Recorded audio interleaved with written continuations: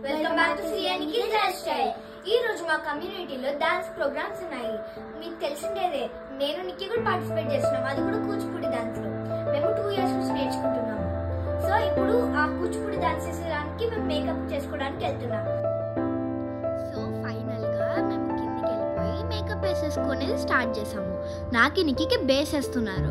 Base is the most important step of makeup కాబట్టి. So ఆ makeup అయిపోయాక wait చేయాలి కదా, అందుకు నేను పారాని స్టిక్తో పారాని పెట్టేసుకున్నాను. ఇది ఫైనల్ స్టెప్. బొట్టు ఇంకా దాని కింద డెకరేషన్ లాగా వేస్తున్నారు. నిక్కి కూడా వేశారు. ఇప్పుడు నిక్కికి ఐబ్రో షేప్ చేస్తున్నారు. నిక్కి, నీ ఐబ్రోస్ బాగున్నాయా? బాగున్నాయి అక్క.